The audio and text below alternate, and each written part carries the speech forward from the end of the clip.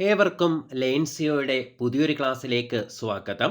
നമ്മളിനി അടുത്തതായി പഠിക്കാൻ പോകുന്നത് കേരളത്തിലെ അണക്കെട്ടുകളെക്കുറിച്ചാണ്. കേരളത്തിലെ അണക്കെട്ടുകളിൽ നമ്മൾ ആദ്യം പഠിക്കുന്നത് ഇടുക്കി ഡാമിനെ കുറിച്ചാണ്. നമുക്ക് നേരെ ക്ലാസ്സിലേക്ക് പോവാം. ഇടുക്കി ഡാം സ്ഥിതി ചെയ്യുന്ന നദി നമുക്കെല്ലാവർക്കും അറിയാം. എവിടെയാണ്? പെരിയാർ നദിയിലാണ് ഇടുക്കി ഡാം സ്ഥിതി ചെയ്യുന്നത്. ഏഷ്യയിലെ ആദ്യത്തെ ആർച്ച് ഡാം ആണ് ഇത്, ഇടുക്കി ഡാം. ഏഷ്യയിലെ ആദ്യത്തെ ആർച്ച് ഡാം. ഏഷ്യയിലെ ഏറ്റവും വലിയ ആർച്ച് ഡാം ചോദിച്ചാലും ഏത് തന്നെയാണ്? ഇടുക്കി തന്നെയാണ്. ഇടുക്കി ഡാം നിർമ്മിച്ചിരിക്കുന്നത് കുറവൻ കുറത്തി മലകൾക്കിടയിലാണ്. അപ്പൊ എന്താണ്? കുറവൻ കുറത്തി മലകൾക്കിടയിലാണ് ഇടുക്കി ഡാം നിർമ്മിച്ചിട്ടുള്ളത്. അപ്പൊ ഇടുക്കി ഡാം സ്ഥിതി ചെയ്യുന്ന നദി ഏതാണ്? പെരിയാർ നദിയാണ്. ഏഷ്യയിലെ ആദ്യത്തെ ആർച്ച് ഡാം ചോദിച്ചാലും ഏഷ്യയിലെ ഏറ്റവും വലിയ ആർച്ച് ഡാം ചോദിച്ചാലും ഏത് തന്നെയാണ്? നമ്മുടെ ഇടുക്കി ഡാം ആണ്. ഇടുക്കി ഡാം നിർമ്മിച്ചിരിക്കുന്നത് കുറവൻ കുറത്തി മലകൾക്കിടയിലാണ്. ഇടുക്കി ഡാമിന്റെ നിർമ്മാണത്തിൽ സഹകരിച്ച വിദേശ രാജ്യമാണേത്? കാനഡയാണ്. അപ്പൊ ഇടുക്കി ഡാമിന്റെ നിർമ്മാണത്തിൽ സഹകരിച്ച വിദേശ രാജ്യം ചോദിച്ചാൽ ഏതാണ്? കാനഡയാണ്. ഇടുക്കി ഡാമിന്റെ നിർമ്മാണത്തിലുള്ള സ്ഥലം നിർദ്ദേശിച്ച ആദിവാസി നേതാവാണ് കൊലുമ്പൻ മൂപ്പൻ. എന്താണ്? ഇടുക്കി ഡാമിന്റെ നിർമ്മാണത്തിനുള്ള സ്ഥലം നിർദ്ദേശിച്ച ആദിവാസി നേതാവാരാണ്? കൊലുമ്പൻ മൂപ്പനാണ്. ഇടുക്കി ഡാമിന്റെ നിർമ്മാണം ആരംഭിച്ച വർഷം 1969 ഏപ്രിൽ 30-നാണ്. അപ്പൊ ഇടുക്കി ഡാമിന്റെ നിർമ്മാണത്തിൽ സഹകരിച്ച വിദേശ രാജ്യം ഏതാണ്? കാനഡയാണ്. ഇടുക്കി ഡാമിന്റെ നിർമ്മാണത്തിനുള്ള സ്ഥലം നിർദ്ദേശിച്ച ആദിവാസി നേതാവ് ആരാണെന്ന് ചോദിച്ചാൽ ആരാണ്? കൊലുമ്പൻ മൂപ്പനാണ്. ഇടുക്കി ഡാമിന്റെ നിർമ്മാണം ആരംഭിച്ച വർഷം 1969 ഏപ്രിൽ 30-നാണ്. ഇമ്പോർട്ടൻ്റ് ആണ്. ഏത് വർഷമാണ് ആരംഭിച്ചത്? 1969 ഏപ്രിൽ 30-നാണ് ഇടുക്കി ഡാമിന്റെ നിർമ്മാണം ആരംഭിച്ചത്. ഇടുക്കി ഡാമിന്റെ പ്രവർത്തനം ഉദ്ഘാടനം ചെയ്ത വ്യക്തി ഇന്ദിരാഗാന്ധിയാണ്. അന്നത്തെ പ്രധാനമന്ത്രിയായിരുന്ന ഇന്ദിരാഗാന്ധിയാണ് ഇടുക്കി ഡാമിന്റെ പ്രവർത്തനം ഉദ്ഘാടനം ചെയ്തത്. ഏത് വർഷം? 1976-ലാണ്. 1969-ലാണ് പണി തുടങ്ങുന്നത്. ഉദ്ഘാടനം ചെയ്തത് എന്നാണ്? 1976-ലാണ്. ഇടുക്കി ഡാമിന്റെ ഭൂഗർഭ പവർ സ്റ്റേഷൻ സ്ഥാപിച്ചിരിക്കുന്ന സ്ഥലമാണ് മൂലമറ്റം. സ്ഥിരം ചോദിച്ചുകൊണ്ടിരുന്ന ഒരു ഭാഗമായിരുന്നു. ഇടുക്കി ഡാമിന്റെ ഭൂഗർഭ പവർ സ്റ്റേഷൻ സ്ഥാപിച്ചിരിക്കുന്ന സ്ഥലം ഏതാണ്? മൂലമറ്റമാണ്. ഇടുക്കി പവർ സ്റ്റേഷന്റെ സ്ഥാപക ശേഷി ചോദിച്ചാൽ 780 മെഗാവാട്ടാണ്. അപ്പൊ ഇടുക്കി പവർ സ്റ്റേഷന്റെ സ്ഥാപക ശേഷി എത്രയാണ്? 780 മെഗാവാട്ടാണ്. അപ്പൊ ഇടുക്കി ഡാമിന്റെ പ്രവർത്തനം ഉദ്ഘാടനം ചെയ്ത വ്യക്തി ഇന്ദിരാഗാന്ധിയാണ്. ഏത് വർഷമായിരുന്നു? 1976-ലായിരുന്നു. ഇടുക്കി ഡാമിന്റെ ഭൂഗർഭ പവർ സ്റ്റേഷൻ സ്ഥാപിച്ചിരിക്കുന്ന സ്ഥലം ചോദിച്ചാൽ മൂലമറ്റമാണ്. ഇടുക്കി പവർ സ്റ്റേഷന്റെ സ്ഥാപക ശേഷി എത്രയാണ്? 780 മെഗാവാട്ടാണ്. ഇനി നമുക്ക് അടുത്തതായിട്ട് നെയ്യാർ ഡാം നോക്കാം. നെയ്യാർ ഡാം എവിടെയാണ്? തിരുവനന്തപുരത്താണ് നെയ്യാർ ഡാം. ഇത് പണി കഴിപ്പിച്ച വർഷം 1958-ലാണ്. അപ്പൊ 1958-ലാണ് നെയ്യാർ ഡാം പണി കഴിപ്പിക്കുന്നത്. കേരളത്തിലെ ഏക ലയൺ സഫാരി പാർക്കാണ് ഇത്? മരക്കുന്നം ദ്വീപ്. അതെവിടെയാണ്? നെയ്യാർ ഡാമിനടുത്താണ്. അപ്പൊ കേരളത്തിലെ ഏക ലയൺ സഫാരി പാർക്ക് ചോദിച്ചാൽ മരക്കുന്നം ദ്വീപാണ്. കേരളത്തിലെ ചീങ്കണ്ണി പുനരധിവാസ ഗവേഷണ കേന്ദ്രം ചോദിച്ചാൽ അതും നെയ്യാർ ഡാമാണ്. പുതിയ പേരെന്താണ്? സ്റ്റീവ് ഇർവിൻ പാർക്ക് എന്നതാണ്. അപ്പൊ നെയ്യാർ ഡാം എവിടെയാണ്? തിരുവനന്തപുരത്താണ് നെയ്യാർ ഡാം. നെയ്യാർ ഡാം പണി കഴിപ്പിച്ച വർഷം ചോദിച്ചാൽ 1958-ലാണ്. കേരളത്തിലെ ഏക ലയൺ സഫാരി പാർക്ക് ചോദിച്ചാൽ മരക്കുന്നം ദ്വീപാണ്. എവിടെയാണ്? നെയ്യാർ ഡാമിലാണ്. അതുപോലെ തന്നെ കേരളത്തിലെ ചീങ്കണ്ണി പുനരധിവാസ ഗവേഷണ കേന്ദ്രം എവിടെയാണെന്ന് ചോദിച്ചാൽ അതും നെയ്യാർ ഡാമിലാണ്. സ്റ്റീവ് ഇർവിൻ പാർക്ക് എന്നതാണ് പുതിയ പേര്. ഇനി നമുക്ക് പീച്ചി ഡാമിനെ കുറിച്ച് നോക്കാം. പീച്ചി ഡാം സ്ഥിതി ചെയ്യുന്നത് എവിടെയാണ്? തൃശ്ശൂർ ജില്ലയിലാണ്. തൃശ്ശൂർ ജില്ലയിലാണ് പീച്ചി ഡാം സ്ഥിതി ചെയ്യുന്നത്. ഏത് നദിയിലാണെന്ന് ചോദിച്ചാൽ മണലി എന്ന നദിയിലാണ്. എന്താണ്? മണലി എന്ന നദിയിലാണ് പീച്ചി ഡാം സ്ഥിതി ചെയ്യുന്നത്. ഏത് ജില്ലയിലാണ് സ്ഥിതി ചെയ്യുന്നത്? തൃശ്ശൂർ ജില്ലയിലാണ് സ്ഥിതി ചെയ്യുന്നത്. നിർമ്മിച്ച വർഷം 1957-ലാണ്. അപ്പൊ പീച്ചി ഡാം സ്ഥിതി ചെയ്യുന്നത് എവിടെയാണ്? തൃശ്ശൂരിലാണ്. പീച്ചി ഡാം സ്ഥിതി ചെയ്യുന്ന നദി ചോദിച്ചാൽ മണലി നദിയാണ്. പീച്ചി ഡാം നിർമ്മിച്ച വർഷം എന്നാണ്? 1957 ഇനി നമുക്ക് തെന്മല ഡാമിനെ കുറിച്ച് നോക്കാം. കേരളത്തിലെ രണ്ടാമത്തെ ഏറ്റവും വലിയ ജലസേചന പദ്ധതിയാണ് ഇത്? തെന്മല ഡാം. ഏറ്റവും വലിയ ജലസേചന പദ്ധതി ഏതാണ്? കല്ലടയാണ്. അപ്പൊ കേരളത്തിലെ രണ്ടാമത്തെ ഏറ്റവും വലിയ ജലസേചന പദ്ധതി ചോദിച്ചാൽ തെന്മല ഡാമാണ്. തെന്മല ഡാം സ്ഥിതി ചെയ്യുന്ന നദി ഏതാണ്? കല്ലട നദിയാണ്. തെന്മല ഡാം സ്ഥാപിച്ച വർഷം ചോദിച്ചാൽ 1961 എന്നാണ്? 1961 തെന്മല ഡാം സ്ഥാപിച്ചത്. തെന്മല ഡാം അതിർത്തി പങ്കിടുന്ന വന്യജീവി സങ്കേതം ചോദിച്ചാൽ ശെന്തുരിണി വന്യജീവി സങ്കേതമാണ്. ശെന്തുരിണി വന്യജീവി സങ്കേതമാണ് തെന്മല ഡാം അതിർത്തി പങ്കിടുന്ന വന്യജീവി സങ്കേതം. പരപ്പാർ ഡാം എന്നറിയപ്പെടുന്നതും തെന്മല ഡാമാണ്. അപ്പൊ തെന്മല ഡാമിന്റെ മറ്റു പേരെന്തൊക്കെയാണ്?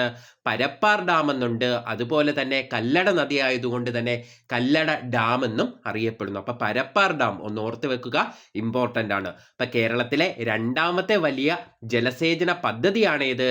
തെന്മല ഡാം. തെന്മല ഡാം സ്ഥിതി ചെയ്യുന്ന നദി ചോദിച്ചാൽ ഏത് നദിയാണ്? കല്ലട നദിയാണ്. ഏത് ജില്ലയിലാണ് തെന്മല ഡാം? കൊല്ലം ജില്ലയിലാണ്. തെന്മല ഡാം സ്ഥാപിച്ച വർഷം എന്നാണ്? 1961 തെന്മല ഡാം അതിർത്തി പങ്കിടുന്ന വന്യജീവി സങ്കേതം ചോദിച്ചാൽ ചെന്തുരിണി വന്യജീവി സങ്കേതമാണ്. പരപ്പാർ ഡാം എന്നറിയപ്പെടുന്നതും തെന്മല ഡാമാണ്. മറ്റൊരു പേരെന്താണ്? കല്ലട ഡാം.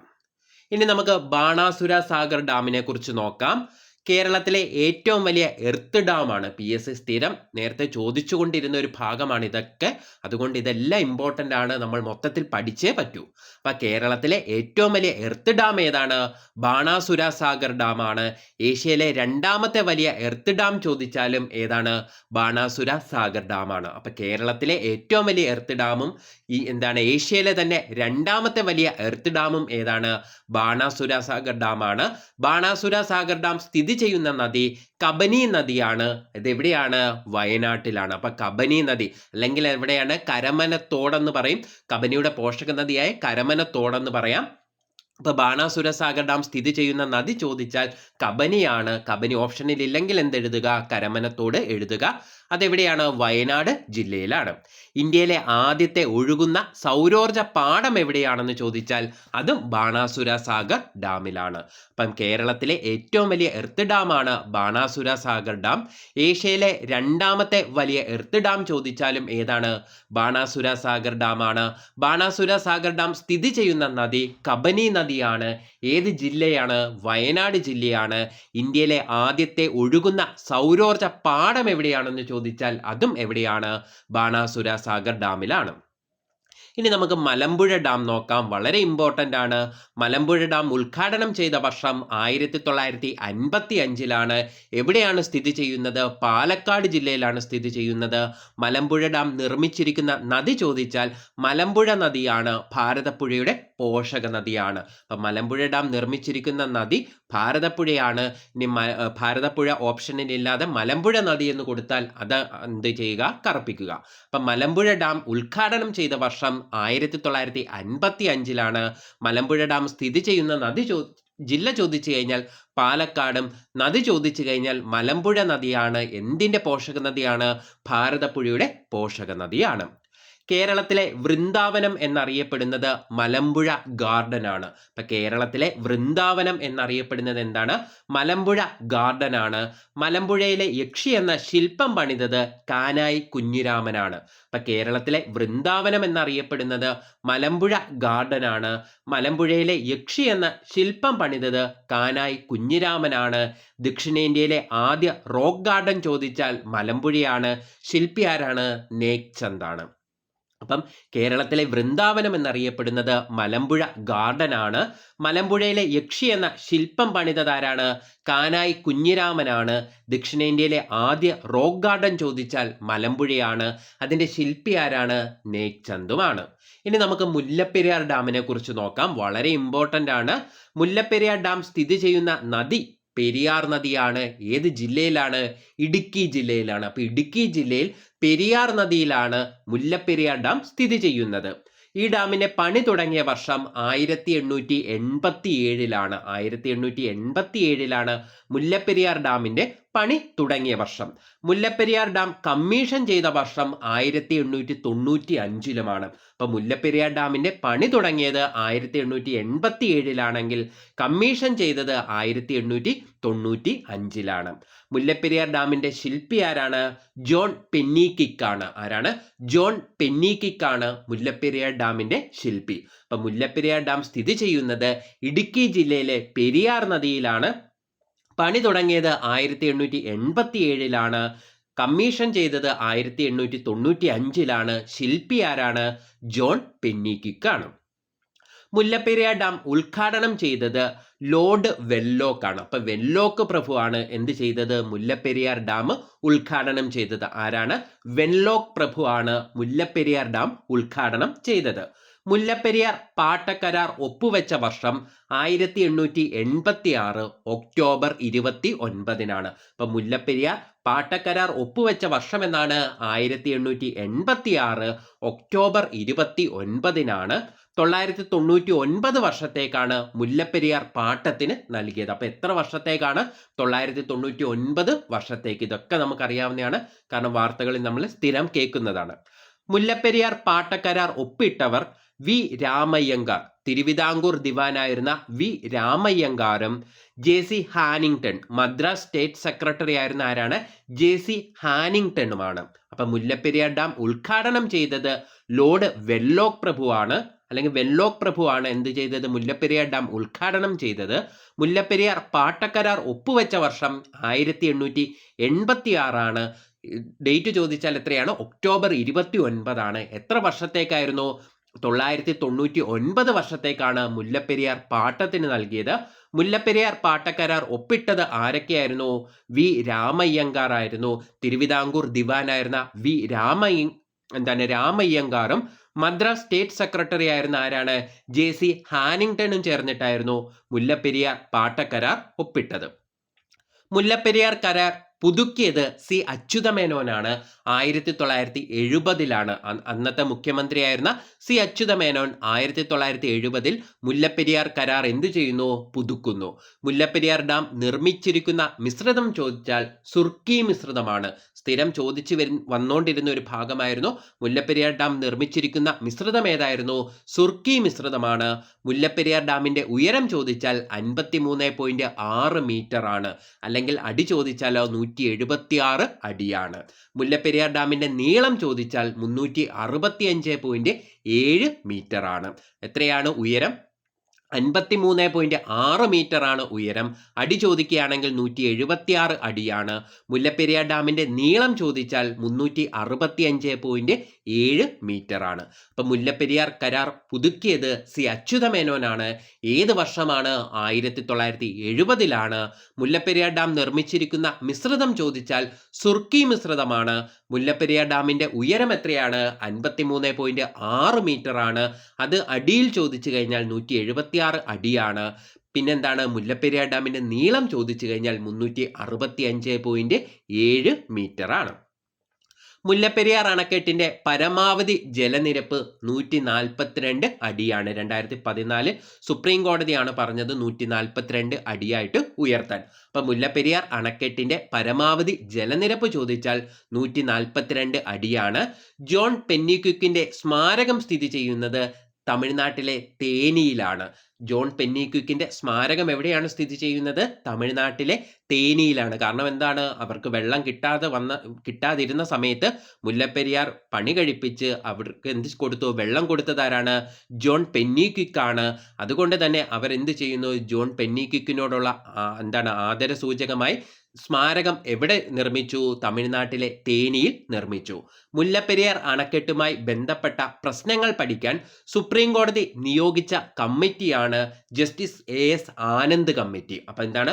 മുല്ലപ്പെരിയാർ അണക്കെട്ടുമായി ബന്ധപ്പെട്ട പ്രശ്നങ്ങൾ പഠിക്കാൻ സുപ്രീം കോടതി നിയോഗിച്ച കമ്മിറ്റി ഏതാണ്? Justice A.S. ആനന്ദ് കമ്മിറ്റിയാണ്. അത് വളരെ ഇമ്പോർട്ടൻ്റ് ആണ്. അപ്പൊ ആനന്ദ് കമ്മിറ്റി എന്തുമായി ബന്ധപ്പെട്ടിരിക്കുന്നു? മുല്ലപ്പെരിയാറുമായി ബന്ധപ്പെട്ടിരിക്കുന്നു. അപ്പൊ മുല്ലപ്പെരിയാർ അണക്കെട്ടിന്റെ പരമാവധി ജലനിരപ്പ് ചോദിച്ചാൽ 142 അടിയാണ്. ജോൺ പെന്നിക്വിക്കിന്റെ സ്മാരകം സ്ഥിതി ചെയ്യുന്നത് തമിഴ്നാട്ടിലെ തേനിയിലാണ്. മുല്ലപ്പെരിയാർ അണക്കെട്ടുമായി ബന്ധപ്പെട്ട പ്രശ്നങ്ങൾ പഠിക്കാൻ സുപ്രീം കോടതി നിയോഗിച്ച കമ്മിറ്റി ഏതാണ്? ആനന്ദ് കമ്മിറ്റിയാണ്. മുല്ലപ്പെരിയാറിലെ ജലം സംഭരിച്ചു വെക്കുന്ന തമിഴ്നാട്ടിലെ അണക്കെട്ട് ചോദിച്ചാൽ വൈഗ അണക്കെട്ടാണ്. അപ്പൊ വൈഗ അണക്കെട്ടിന്റെ പ്രത്യേകത എന്താണ്? മുല്ലപ്പെരിയാറിലെ ജലം സംഭരിച്ചു വെക്കുന്ന തമിഴ്നാട്ടിലെ അണക്കെട്ടാണ് ഇത് വൈഗ അണക്കെട്ട്. മുല്ലപ്പെരിയാർ അണക്കെട്ടിനെ പശ്ചാത്തലമാക്കി ഡാം 999 എന്ന ചലച്ചിത്രം സംവിധാനം ചെയ്തതാരാണ്? സോഹൻ റോയിയുമാണ്. അപ്പൊ മുല്ലപ്പെരിയാറിലെ ജലം സംഭരിച്ചു വെക്കുന്ന തമിഴ്നാട്ടിലെ അണക്കെട്ട് ചോദിച്ചാൽ വൈഗ അണക്കെട്ടാണ്. മുല്ലപ്പെരിയാർ അണക്കെട്ടിനെ പശ്ചാത്തലമാക്കി ഡാം 999 അല്ലെങ്കിൽ ഡാം 999 എന്ന സിനിമ സംവിധാനം ചെയ്തതാരാണ്? സോഹൻ റോയിയാണ്. മുല്ലപ്പെരിയാർ പാട്ടക്കരാർ എഴുതി തയ്യാറാക്കിയ സമയത്ത് തിരുവിതാംകൂർ രാജാവായിരുന്നു ശ്രീ വിശാഖം തിരുനാൾ. ഇത് തമ്മിൽ തിരിഞ്ഞു പോകരുത്. മുല്ലപ്പെരിയാർ പാട്ടക്കരാർ എഴുതി തയ്യാറാക്കിയ സമയത്തെ തിരുവിതാംകൂർ രാജാവാരാണ്? ശ്രീ വിശാഖം തിരുനാളാണ്. മുല്ലപ്പെരിയാർ പാട്ടക്കരാർ ഒപ്പുവെച്ച സമയത്തെ അല്ലെങ്കിൽ ഉദ്ഘാടനം ചെയ്ത സമയത്തെ തിരുവിതാംകൂർ രാജാവാരാണ്? ശ്രീമൂലം തിരുനാളുമാണ്. അപ്പൊ മുല്ലപ്പെരിയാർ പാട്ടക്കരാർ എഴുതി തയ്യാറാക്കിയ സമയത്തെ തിരുവിതാംകൂർ രാജാവാണ് ശ്രീ വിശാഖം തിരുനാൾ.